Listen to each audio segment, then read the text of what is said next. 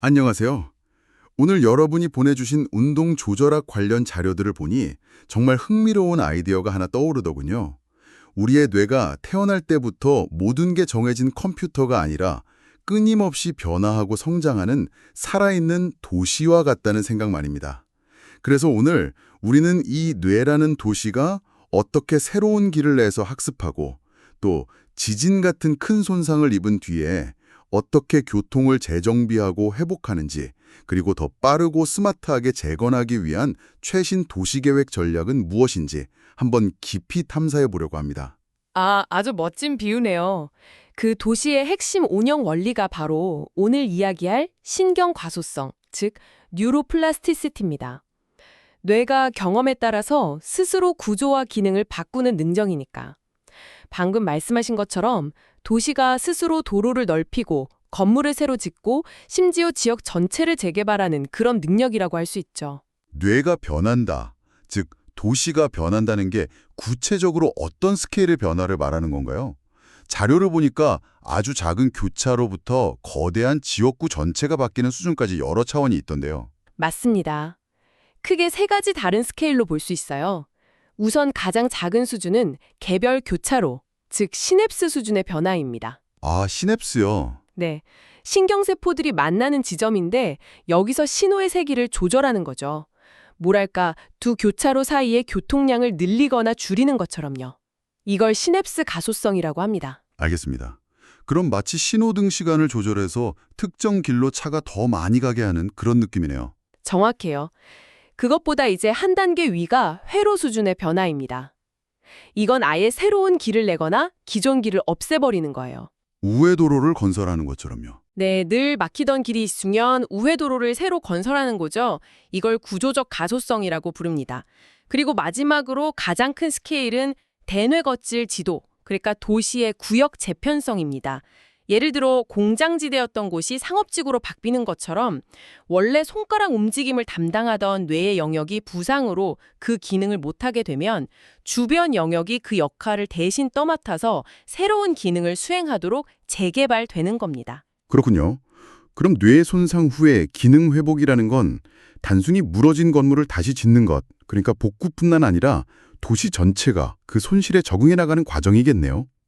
자료에 나오는 복구, 재조직, 보상이라는 개념이 바로 이 도시의 재건 전략들이군요. 네, 그 세 가지가 아주 복합적으로 일어납니다. 복구는 지진으로 잠시 통신이 끊겼던 기지국이 다시 작동하는 것처럼 손상됐던 신경망이 원래 기능을 되찾는 거고요. 재조직은 방금 말씀드린 그 구역 재개발, 즉 주변 뇌 영역이 기능을 넘겨받는 겁니다. 그리고 보상은 좀 흥미로운데 오른손을 다쳐서 못 쓰게 되자 왼손으로 젓가락질하는 새로운 방법을 배우는 것처럼 아예 다른 전략을 채택해서 목표를 달성하는 걸 의미하죠. 이 모든 과정의 바탕에는 사용 의존적 가소성, 즉 자주 사용하는 길은 왕복 8차선대로가 되고 쓰지 않는 길은 잡초가 무성해진다는 도시의 기본 법칙이 깔려 있습니다. 자, 그럼 이 도시가 새로운 길을 만드는 방식, 즉 학습의 종류를 한번 살펴보죠. 먼저 우리도 모르는 사이에 길이 저절로 생겨나는 내재적 학습입니다. 자료에 나오는 비연합 학습, 그러니까 습관화와 민감화는 뭔가요? 도시가 주변 소음에 어떻게 반응하는지와 관련이 있을 것 같은데요. 맞습니다. 습관화는 도시가 예측 가능한 배경소음을 무시하게 되는 과정이에요. 예를 들어 처음 이사 왔을 땐 기찻길 소리가 시끄러웠는데 한 달쯤 지나니까 있는지도 모르게 되는 것처럼요. 뇌가 저건 위협적이지 않은 반복적인 신호구나 하고 판단해서 그 신경회로의 볼륨을 그냥 줄여버리는 겁니다. 그럼 민감화는 그 반대겠군요. 정반대죠. 도시에 큰 도둑이 한 번 들었다고 상상해 보세요. 그 후로는 밤에 작은 바스락 소리만 나도 도시 전체의 경보 시스템이 울리겠죠. 이게 바로 민감화입니다. 강렬하거나 중요한 경험 이후에 뇌의 경보 시스템 볼륨이 최대로 올라가 버리는 거예요. 그런데 이게 항상 좋은 것만은 아닙니다. 잠깐만요. 그럼 만성 통증 같은 게 바로 이 잘못된 민감화 때문일 수도 있겠네요. 경보 시스템이 고장나서 꺼지지 않는 상태 말이죠. 바로 그겁니다. 자료에서도 부적응적 가소성, 즉 나쁜 학습을 경고하죠. 통증 신호가 계속 반복되면 뇌는 그 통증 회로를 너무 효율적으로 만들어버려요. 나중에는 아주 작은 자극에도 극심한 통증을 느끼게 되는 도시 전체가 과민 반응 상태에 빠지는 겁니다. 아, 좋은 가소성과 나쁜 가소성은 정말 종이 한 장 차이인 셈이네요. 그렇죠. 함께 활성화되는 세포는 함께 연결된다. 자료에 나오는 헤베 법칙인데 이게 바로 도시의 도로 건설 기본 원칙 같네요. 자주 함께 이용되는 두 지점 사이에는 고속도로가 생긴다는. 네, 학습과 기억에 관한 가장 중요한 원리라고 할 수 있습니다. 헤베 법칙이라는 이 보편적인 소프트웨어를 뇌의 여러 부위, 그러니까 전문 부서들이 각자의 목적에 맞게 활용하는 거죠.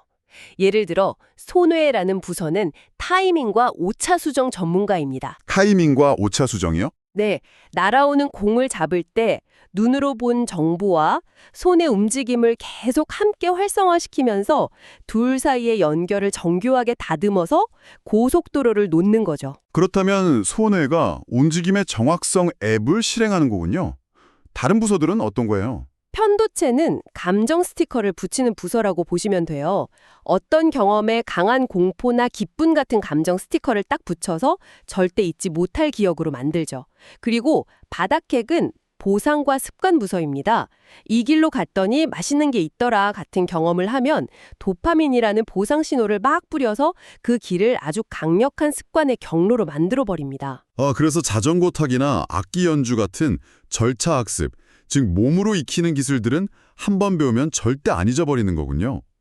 바닥핵과 손해가 이미 초고속 자동화 고속도로를 완벽하게 깔아놓은 거니까요. 맞습니다. 처음에는 의식적으로 오른발, 왼발 하면서 국도를 가지만 수많은 반복을 통해서 바닥핵과 손해가 협력해서 전용 고속도로를 완공하고 나면 우리는 더 이상 내비게이션을 볼 필요 없이 자동적으로 목적지까지 갈 수 있게 되는 겁니다. 이런 자동화된 움직임은 정말 강력해서 말로는 설명하기조차 어렵죠. 알겠습니다.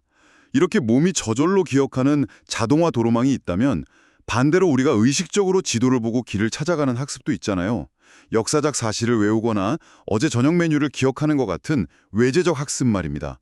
이 도시계획은 어느 부서에서 담당하나요? 그건 보시의 중앙기록보관소와 최고 경영자가 담당합니다. 바로 해마와 이마전엽이죠. 해마는 도시 곳곳에서 들어오는 정보들, 예를 들어 어디서 누구와 무엇을 같은 정보들을 하나로 엮어서 새로운 사건 파일로 만드는 기록 보관소 역할을 합니다. 그리고 이마전엽, 즉 전전두엽은 그 파일들 중에서 지금 당장 필요한 걸 꺼내보고 여러 정보를 비교 분석하고 집중해서 처리하도록 지시하는 CEO이자 컨트롤 타워죠. 잠깐만요. 그럼 이 두 시스템은 완전히 별개로 돌아가는 건가요? 예를 들어 만약 중앙기록보관소인 해마가 손상된 환자가 있다면 그 사람은 새로운 길의 위치는 전혀 기억 못하면서도 새로운 자전거 타는 기술은 배울 수 있다는 건가요? 바로 그게 이 자료들이 주는 가장 강력하고 중요한 통찰입니다. 정말 그럴 수 있습니다. 그 환자는 매일 자전거를 보면서 나 이거 타본 적 없는데 라고 말할 겁니다. 하지만 그의 몸, 즉 바닥핵과 손해의 자동화 도로는 어제보다 오늘 더 능숙하게 자전거를 타게 만들죠. 와, 의식적인 기억, 즉 외재적 학습과 몸의 기억인 내재적 학습이 얼마나 철저하게 분리되어 있는지를 보여주는 때로는 좀 소름 돋는 증거입니다. 이 때문에 인지 기능이 떨어진 환자에게는 말로 설명하는 CEO의 지시보다 반복 훈련으로 자동화 도로를 만드는 것이 훨씬 효과적인 재활 전략이 되는 거고요. 제가 처음 운전 배울 때가 딱 그랬어요. 처음 한 달은 라디오도 못 켰어요. 사이드미러, 핸들, 클러치, 머릿속 CEO가 소리 지르느라 다른 건 할 수가 없었죠. 그런데 1년쯤 지나니까 친구랑 대화하면서도 집에 와 있더라고요. 제 뇌 속의 CEO가 바닥핵 부서의 운전 업무를 완전히 위임해버린 거네요. 완벽한 비유입니다. 학습 초기에는 CEO인 이마전역과 기록 보관소인 해마가 과부하 상태에 빠집니다. 모든 걸 의식적으로 계산해야 하니까요. 하지만 훈련이 반복되면서 일이 자동화되면 CEO는 그 업무를 바닥핵 중심의 실무 부서에 넘기고 다른 중요한 일에 집중할 수 있게 되죠. 어색함에서 자동화로의 전환, 바로 뇌의 효율적인 지휘권 이양 과정입니다. 자, 그럼 이제 뇌라는 도시에 지진이 덮친 직후의 상황으로 가보죠.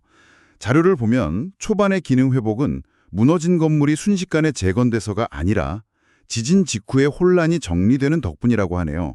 신경 해리 같은 현상들 말이죠. 네, 지진 직후의 도시를 생각하시면 딱 맞습니다. 길이 무너진 곳은 일부인데도 도시 전체의 교통이 마비되죠. 그렇죠. 위하면 지진 현장과 연결된 다른 멀쩡한 도로들까지 경찰이 통제하고 또 사람들이 불안해서 차를 안 끌고 나오기 때문입니다. 신경 해리가 바로 그런 현상입니다. 손상된 뇌 부위와 연결된 멀쩡한 다른 부위의 기능까지 일시적으로 함께 멈춰버리는 거죠. 거기에 도시가 붓고, 즉 부종이 생기고 염증 반응이 일어나고 뇌 전체가 일종의 안전 모드로 들어가면서 모든 활동이 위축됩니다. 그러니까 초기 회복은 새로운 길을 뚫은 게 아니라 그저 먼지가 가라앉고 경찰 통제가 풀리면서 기존에 멀쩡했던 길들이 다시 열리는 과정이군요. 맞습니다. 그래서 초기 몇 주간의 회복이 굉장히 극적으로 보이는 경우가 많죠. 진짜 재건축, 즉 신경 가소성을 통한 재편성은 그 이후부터가 진짜 시작이라고 할 수 있습니다. 그 재편성 과정에서 손상된 쪽 뇌와 건강한 쪽 뇌가 서로 줄다리기를 한다는 점이 정말 의외였어요. 저는 당연히 건강한 쪽이 영웅처럼 나서서 모든 걸 해결해 줄 거라고 생각했거든요. 그게 그렇게 감당하지가 않습니다. 초기에는 물론 건강한 쪽이 더 많은 일을 하며 손상된 쪽을 돕습니다. 하지만 이 상태가 너무 오래가면 오히려 건강한 쪽이 너무 강력해져서 손상된 쪽의 활동을 억제해버리는 일종의 과잉 보호 현상이 나타날 수 있습니다. 과잉 보호요? 네. 회복하려는 아이를 부모가 계속 안고 다니면서 스스로 걷는 법을 배울 기회를 막는 것과 비슷하죠. 잠깐만요. 그럼 재활 전략 중 하나는 오히려 너무 강해진 건강한 쪽을 조금 억제해서 다친 쪽이 스스로 일어서도록 기회를 만들어주는 게 될 수도 있겠네요. 정확합니다. 그래서 비침습적 뇌 자극 같은 기술을 쓰는 겁니다. 예를 들어 RTMS 같은 자기 자극으로 지나치게 활성화된 건강한 쪽 뇌의 흥분도를 잠시 낮추고 동시에 TDCS 같은 전기 자극으로 회복해야 할 손상된 쪽 뇌의 흥분도를 살짝 높여주는 거죠. 이건 뉴런을 직접 활성화시키는 게 아니라 마치 운동하기 전에 근육의 워밍업을 시켜주는 것과 같아요. 준비 상태를 만들어주는 거군요. 네, 재활훈련을 시작했을 때 뇌가 변화를 일으킬 준비, 즉 가소성이 일어날 문턱을 낮춰주는 겁니다. 훈련과 함께 할 때 효과가 극대화되는 이유가 바로 이것입니다. 그렇군요. 결국 핵심은 손상된 도시구역이 스스로 재건되도록 환경을 만들어주는 거네요. 자료에 나온 다른 전략들도 이런 맥락에서 이해할 수 있겠습니다. 내 모든 전략이 사용 의존적 가소성이라는 기본 원칙을 어떻게 극대화할 것인가에 맞춰져 있습니다. 가장 중요한 고강도 고반복 과제 특기 훈련은 명확하죠. 걷고 싶으면 걸어야 하고 컵을 잡고 싶으면 컵 잡는 훈련을 해야 합니다. 그래야 뇌의 그 특정 도로가 넓어지니까요. 그런데 이 지루할 수 있는 반복 공사를 더 효과적으로 할 수 있게 돕는 것들이 있습니다. 로봇이나 바산현실, VI 같은 기술들이 바로 그 효율적인 공사 장비인 셈이군요. 맞습니다. 로봇은 지치지 않고 정확한 움직임을 수백, 수천 번 반복하도록 돕고 VR은 안전하고 재미있는 환경에서 엄청난 양의 훈련을 가능하게 하죠. 동기부여와 훈련의 양과 질을 모두 높여주는 최신 장비인 셈입니다. 그리고 또 하나, 이 모든 공사에 필요한 건축 자재를 공급하는 활동이 있습니다. 건축 자재요? 네, 바로 유산소 운동입니다. 운동이 단순히 몸만 좋게 하는 게 아니군요. 그럼요. 유산소 운동은 뇌로 가는 혈류량을 늘리고 BDNF라는 뇌의 영양제 혹은 건축 자재 분비를 촉진합니다. 이 물질이 있어야 새로운 시냅스가 자라나고 신경세포가 건강하게 유지될 수 있어요. 훈련 전에 가볍게 유산소 운동을 하는 것은 본격적인 도로 공사를 앞두고 현장에 시멘트와 철근을 가득 쌓아두는 것과 같습니다. 마지막으로 이 모든 공사가 실제로 이루어지는 가장 중요한 시간이 있습니다. 혹시 잠자는 시간인가요? 맞습니다. 바로 잠자는 시간입니다. 낮에 익힌 것들이 밤에 굳어진다는 이야기군요. 네. 낮 동안의 훈련과 학습은 설계도를 그리고 자재를 옮겨놓는 과정에 가깝습니다. 실제 그 설계도대로 도로를 포정하고 건물을 올리는 기억 공고화라는 공사는 우리가 깊은 잠에 빠졌을 때 가장 활발하게 일어납니다. 그래서 재활 과정에서 충분한 휴식과 양질의 수면은 훈련 그 자체만큼, 아니 어쩌면 그 이상으로 중요합니다. 밤새 일할 인부들을 쉬게 하지 않는 것과 같으니까요. 오늘 이야기를 종합해보니 뇌는 스스로를 만드는 도시다라는 비유가 정말 와닿네요. 우리가 무엇을 배우고 어떻게 움직이고 심지어 어떻게 쉬느냐에 따라 이 도시의 지도가 매일같이 다시 그려지고 있는 셈입니다. 새로운 기술을 배우는 것도 부상에서 회복하는 것도 결국은 이 도시를 내가 원하는 방향으로 리모델링하는 적극적인 도시계획 행위였군요. 맞습니다. 그리고 그 사실을 아는 순간 우리는 더 이상 우리 뇌의 수동적인 시민이 아니라 미래를 설계하는 능동적인 도시 계획가가 될 수 있습니다. 오늘 이야기한 전략들은 마법이 아니라 우리 뇌라는 도시가 본래 가진 놀라운 재건 능력을 과학적으로 이끌어내는 체계적인 방법론일 뿐입니다. 마지막으로 여러분이 곱씹어 볼 만한 질문 하나를 던지며 마무리하겠습니다. 자료에서는 뇌가 만성 통증이나 나쁜 자세 같은 비효율적인 길을 고속도로로 만들어버리는 부적응적 가소성에 대해서도 경고했습니다. 이 점을 생각하며 스스로에게 질문해 보시죠. 나는 지금 내 뇌라는 도시 안에 매일 어떤 길을 반복해서 사용하며 단단하게 포장하고 있는가? 그리고 그 길이 정말 내가 궁극적으로 살고 싶은 동네로 향하는 길이 맞는가?